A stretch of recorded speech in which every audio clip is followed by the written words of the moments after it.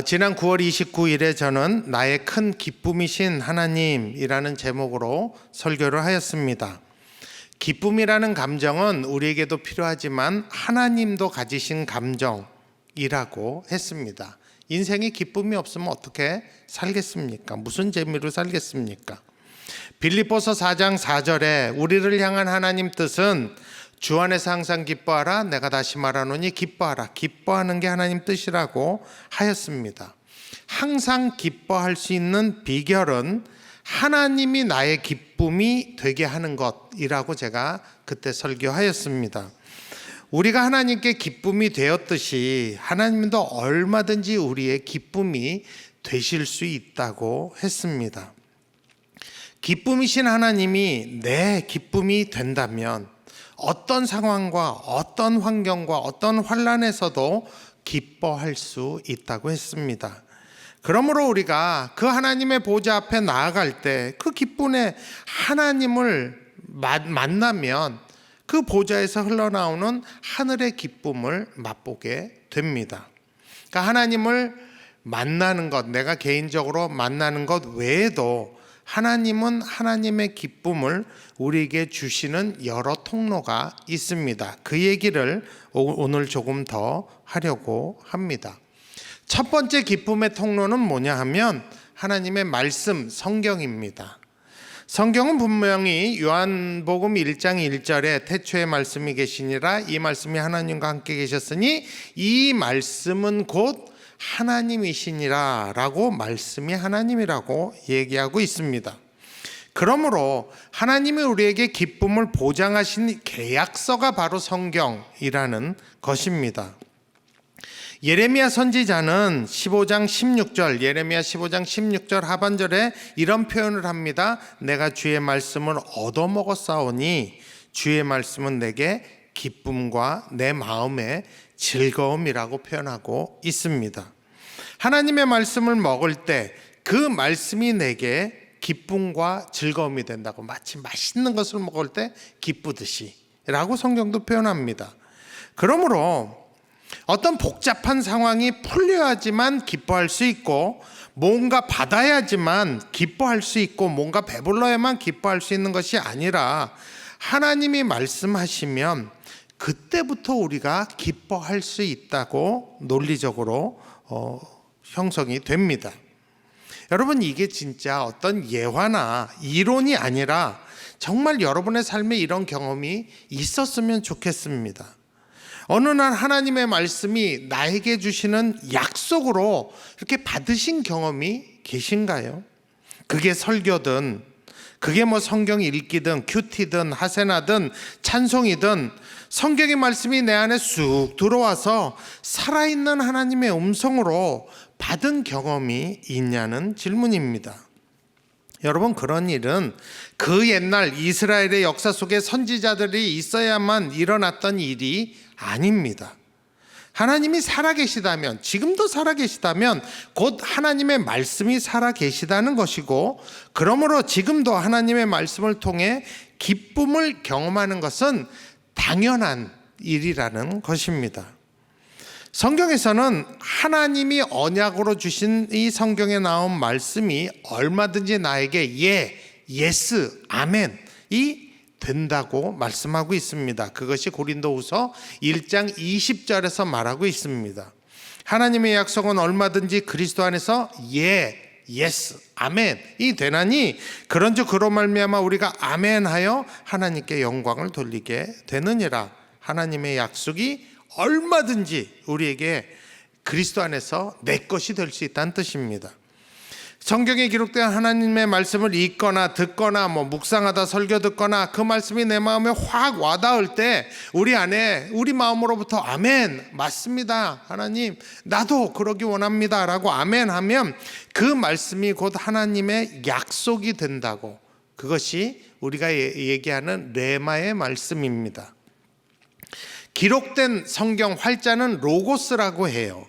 그렇지만 그 로고스의 말씀이 내 개인에게 약속의 말씀이 될 때는 그것이 레마라는 표현을 쓰고, 그때 기쁨이, 말씀을 통한 기쁨이 솟아나는 것입니다. 상황이 변한 거 하나도 없고 뭔가 해결된 것도 없는데도 그냥 하나님의 말씀이 레마로 약속으로 내 안에 받아질 때 오는 그 기쁨이 있다는 거예요. 저는 우리 모두가 이 체험을 좀 자주 했으면 좋겠습니다. 그러므로 하나님의 기쁨을 원하신다면 우리는 말씀을 가까이 해야 된다는 것입니다. 듣기도 하고 성경을 읽기도 하고 하세나 묵상도 하고 암송도 하고 필요하면 성경 공부도 할 필요가 있습니다. 근데 저는 우리 높은 뜻 푸른 교회 교인들은 이 모든 시작을 하세나로 했으면 좋겠어요. 아침마다 여러분 제발 좀 나름대로 하세나 말씀을 보면서 하나님과 세상과 나를 발견하시고, 우리 목사님들이 영상을 날마다 주일 빼고 날마다 하잖아요. 얼마나 좋은지 몰라요. 그 말씀을 이해하기 좋게 하는 영상 꼭 보시기를 부탁드립니다. 그러면 어느 날 레마의 체험을 하시게 되고 기쁨을 체험하게 됩니다. 두 번째 기쁨의 통로는 소망입니다. 소망. 우리에게 구름같이 둘러싼 허다한 증인들이 있다고 성경은 얘기합니다. 무슨 증인들일까요? 그 증인들은 한결같이 어떤 소망을 가지고 고난 가운데서도 믿음 지키고 기뻐한 사람들입니다.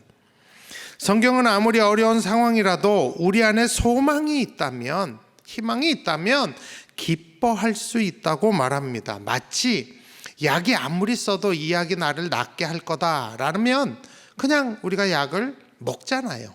그와 마찬가지입니다. 그래서 고난 중에 있는 성도들에게 사도 바울은 로마서 15장 13절에서 이렇게 얘기합니다. 소망의 하나님이 모든 기쁨과 평강을 믿음 안에서 너희에게 충만하게 하사 성령의 능력으로 소망이 넘치게 하시기를 원하노라. 그러니까 이게 무슨 얘기냐면 우리 안에 소망이 있으면 기쁘게 고난의 시간도 견딜 수 있다는 것입니다. 예수님도요, 고통스러운 십자가에 달려 죽으실 것 아시고, 사람이니까 아시죠. 그래서 하나님께 뭐라고 기도합니까? 마태복음 26장 39절에 내 아버지여 만일 할만하시거든 이 잔을 내게서 지나가게 하옵소서. 솔직히 좀 지나가면 좋겠습니다 라고 기도하셨습니다. 그럼에도 불구하고 그 십자가를 지시기 전에 자신을 따르는 제자들을 위해서 한 기도가 있습니다. 그것이 요한복음 17장 13절인데 거기서 이렇게 기도합니다. 지금 내가 아버지께로 가오니 내가 세상에서 이 말을 하옵는 것은 그들로 내 기쁨을 그들 안에 충만히 가지게 하려 함이니이다. 그러니까 이 말씀에 의하면 고통의 십자가를 지시기 전에 분명히 예수님은 이 잔을 옮겨달라고 하셨고, 이 십자가 지는 과정에서 이 기도를 보게 되면 예수님이 십자가에 있을 때, 그 십자가를 지실 때의 심리 상태를 알 수 있다는 거예요.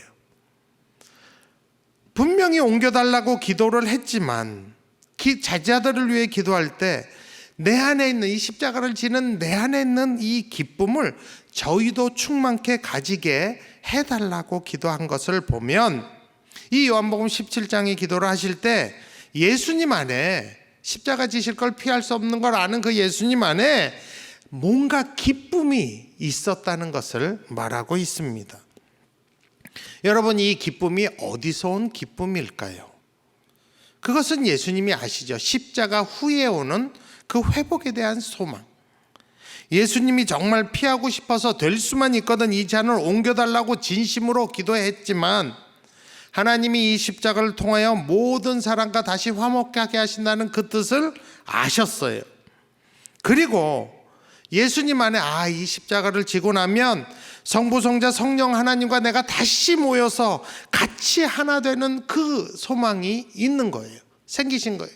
뿐만 아니라 하나님의 뜻, 하나님의 그 사랑, 또 하나님이 그렇게 사랑하는 사람들과 다시 화목하게 되는 그 소망이 예수님 안에 있었던 겁니다.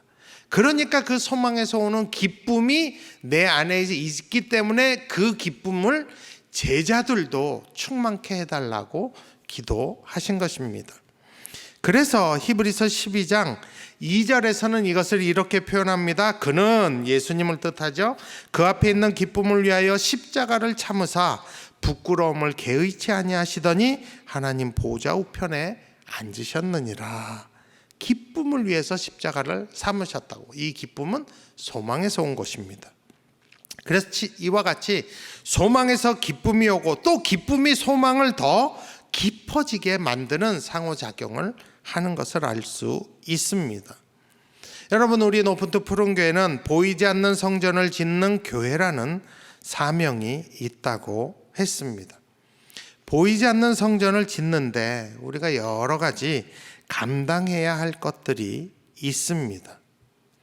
사실 넉넉한 성전이 있으면 그 안에서 오는 편리함도 있고 안정성을 도 있어요. 근데 우리는 그걸 포기해야 합니다. 이 강당 사이즈에 모든 걸 맞춰야 합니다.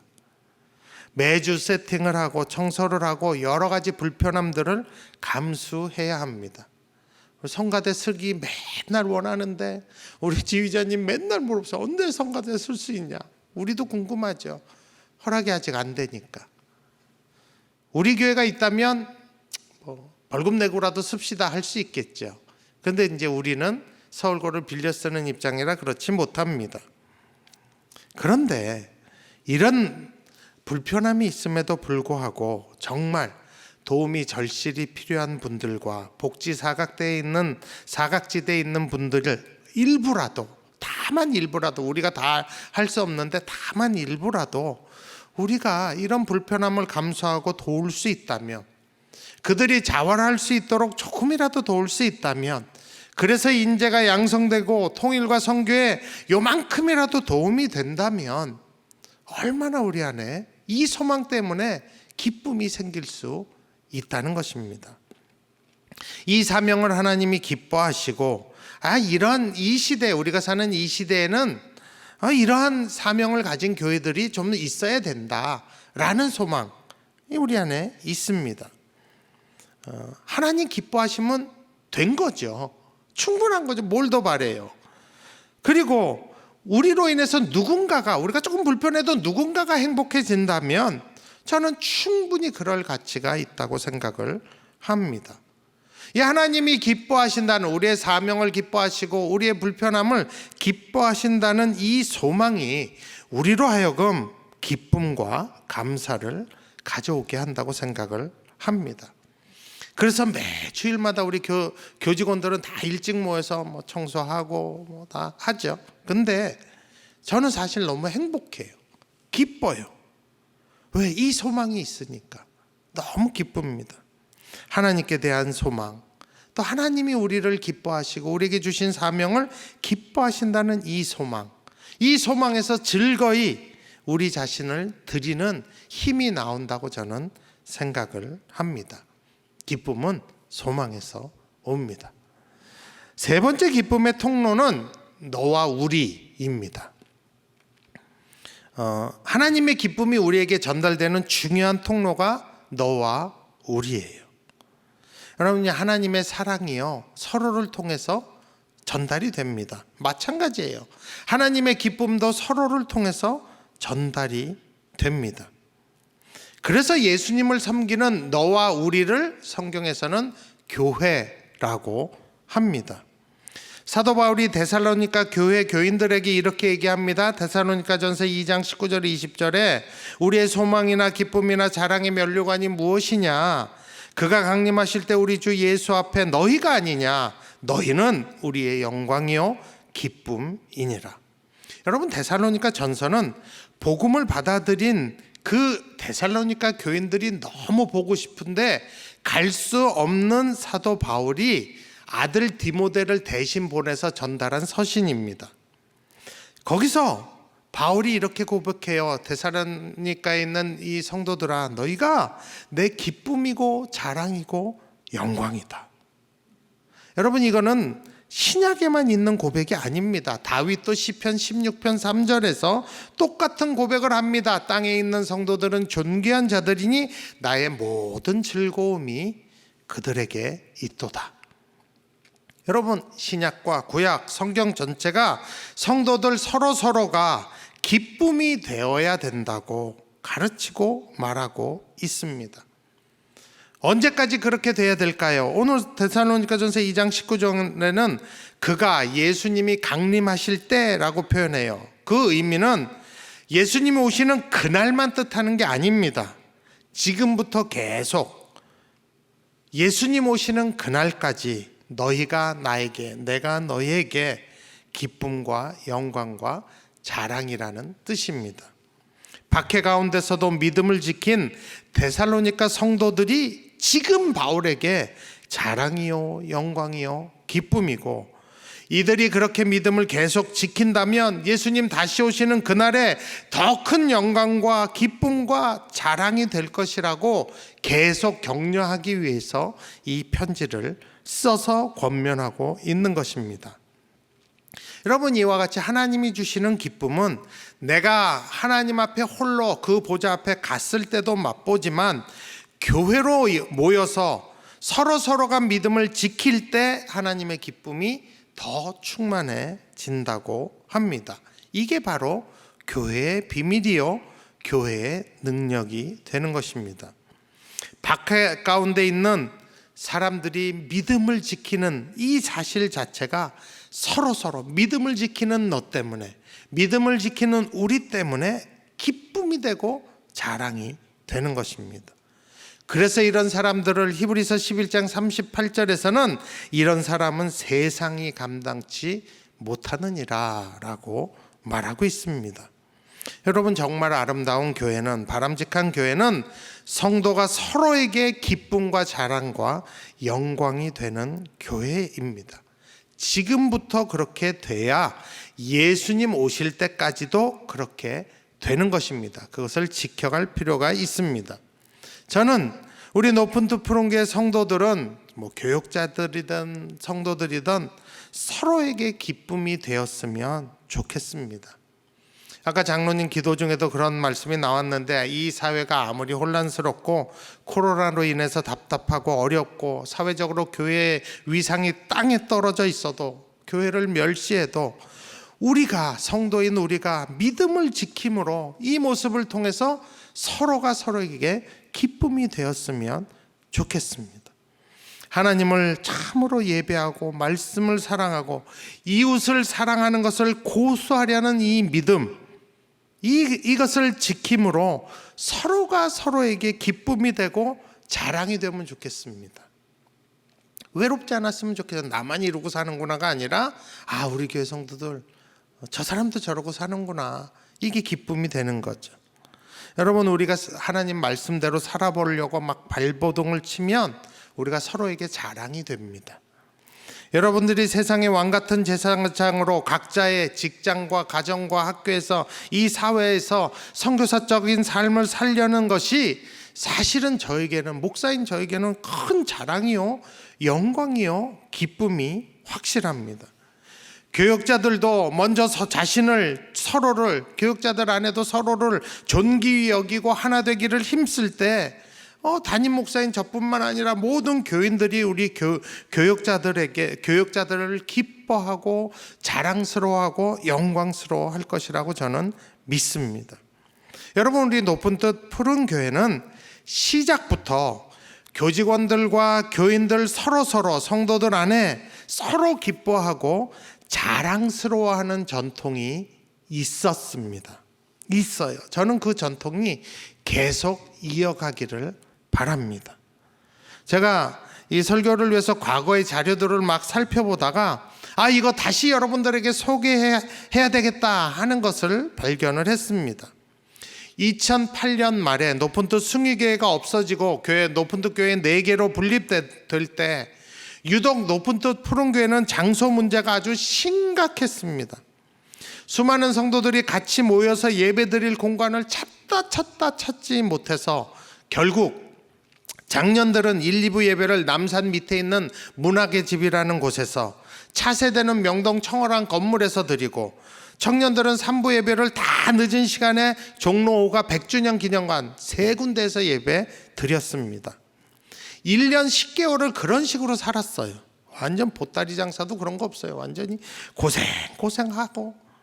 그러다가 초겨울인 2010년 11월에 냉난방 시설이라고는 하나도 없는 넓디 넓은 동덕여고 강당으로 옮겨지게 됐습니다. 정말 그해 겨울 진짜 추웠어요. 고생 많이 했습니다.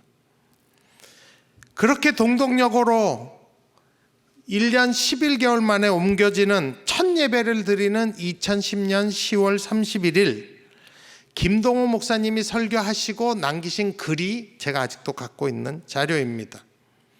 얼마나 우리 높은 뜻 푸른교회 교인들이 자랑스러운지 읽을 때마다 감격스러워서 또 한 번 거의 10년 만에 다시 이 자료를 여러분들에게 공개합니다. 김동호 목사님이 쓰신 글입니다. 제가 읽어보겠습니다. 지난 10월 마지막 주일은 푸른교회가 동덕여고에서 예배를 드린 첫 주일이었다. 마음이 착잡하였다. 푸른교회는 지난 세 주일 모두를 다 다른 곳에서 예배를 드렸다. 10월 17일 주일은 남산에서, 10월 24일은 고려대 체육관에서 연합예배 드렸거든요. 그때 높은 뜻 연합예배. 그리고 지난 10월 31일 주일은 방배동 동덕여고에서. 상식적으로 그러면 교회는 큰 데미지를 입게 마련이다. 조금은 무거운 마음으로 주일 아침 조금 일찍 방배동으로 향했다. 좁은 골목으로 들어서는데 벌써 교인들이 줄지어 교회를 향하고 있었다. 눈물이 났다. 교인들이 그렇게 예뻐 보이고 사랑스러워 보일 수 없었다. 새로 옮긴 예배당에서의 예배는 완벽하였다. 셔틀이 부족하여 조금 고생한 것 외에 어느 것 하나 부족하고 허술하다는 느낌이 없는 완벽한 준비가 되어 있었다. 감탄이 절로 나왔다. 예배가 1부와 2부로 들어졌는데 두 예배가 다 자리를 꽉 채웠다. 교인은 오히려 평균보다 200명가량이 더 모였다. 참 신기한 교인들이다. 보통의 경우 흔들면 떨어져야 하는데 우리 교회 교인들은 흔들면 흔들수록 더 달라붙는다. 흔들리지 않을 때 떨어졌던 교인들까지도 흔들면 오히려 더 교회에 들러붙는다. 2년 전 분립 때에도 그러더니 이번 푸른교회의 방배동 이전 때에도 똑같은 현상이 일어났다. 세상에 뭐 이런 교회가 다 있을까? 우리는 높은 뜻 교회다. 나는 그 높은 뜻 교회의 목사다. 나는 높은 뜻 교회의 교인이다. 할렐루야, 할렐루야, 할렐루야다. 여러분 얼마나 자랑스러워 하셨는지 보면 감이 오시죠. 저는 높은 뜻 푸른교회에 이런 역사가 있었다는 것이 너무 자랑스럽고 기쁩니다. 아마 우리 중에 많은 분들이 기억하실 겁니다. 이 당시 얼마나 성도님들이 자랑스럽고 영광스러웠는지 기뻤는지 몰라요. 여러분 2010년 겨울은 유독 눈이 많이 왔습니다. 2010년 이후로 2021년까지 그만큼 눈이 온 적 아직 없습니다. 지난 10년 동안 그렇게 오지 않았어요. 그 당시 교육자들이요 주중에는 매일 동덕여고 넓은 운동장에 눈 치웠습니다. 길 치웠어요 매일. 그리고 주말에는 예배를 위해서 토요일부터 진짜 노가다만 했어요. 그 당시 교인들은 그런 교육자들을 정말 기뻐해 주시고 도시락을 보낸 분도 있고 몇몇 청년들과 우리 집사님들 오셔서 같이도 하고 기뻐해 주고 자랑스러워해 주셨습니다.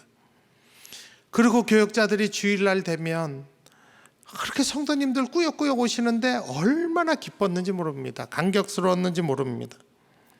그래서인지 어떤 성도님이 그때 이 김동호 목사님의 글에 댓글을 이렇게 달았습니다. 제가 한 3개만 소개하겠습니다. 이번 일로 교회를 위한 기도가 별로 없었던 저는 교회를 위해 기도하게 되었고 목사님을 위해 기도하다 보니 교회를 사랑하는 마음이 생기게 되었습니다. 그리고 이렇게 좋은 교회 다니고 있는 저는 참 축복받은 사람이다 라는 생각을 하게 했습니다. 또 다른 분은 이 땅에 보이지 않는 거룩한 성전 지어놓고 또 하늘에 있는 우리 집, 우리 성전 바라보며 불편하고 부족한 것을 기뻐하고 즐거울 수 있는 우리 푸른교회 식구들 사랑하며 축복합니다. 또 다른 분은 그저 감사합니다. 그런 분들과 감히 묻어서 동참하며 같은 교회를 다니는 것으로 자랑스럽고 고마울 뿐입니다. 서로가 참 기뻐하고 자랑스러워했습니다. 말씀을 정리합니다. 사랑하는 높은 뜻 푸른 교회 성도 여러분, 우리는 하나님이 우리의 기쁨이 되십니다. 그래서 우리는 하나님의 말씀인 성경과 그 말씀에서 갖게 되는 소망들로 인해 기뻐할 수 있습니다. 또한 우리가 교회로 모였을 때 하나님의 기쁨이 서로를 통해서 흘러가도록 하셨습니다. 주님은 우리가 살면서 하나님의 기쁨, 이 하늘의 기쁨을 누리며 살기를 원하고 계십니다. 그리고 지금부터 예수님 다시 오는 그날까지 서로가 서로에게 기쁨과 자랑과 영광이 되기를 원하고 계십니다. 혼자 있어도 하나님 때문에 기쁘고 모여도 성도들로 인해 기쁜 우리가 되기를 원합니다. 아무리 코로나로 인한 어려움과 답답함이 있어도 계신 곳에서 믿음을 굳게 지키셔야 합니다. 다시 말씀드리지만 하세나와 하시조에 집중해 주시면 감사하겠습니다. 이 한 주간 개인적으로도 하나님 보좌 앞에 나가시고 또 기쁨의 통로인 교회를 위해서도 기도해 주시면 정말 감사하겠습니다. 꼭 그러신 여러분들 되기를 원합니다.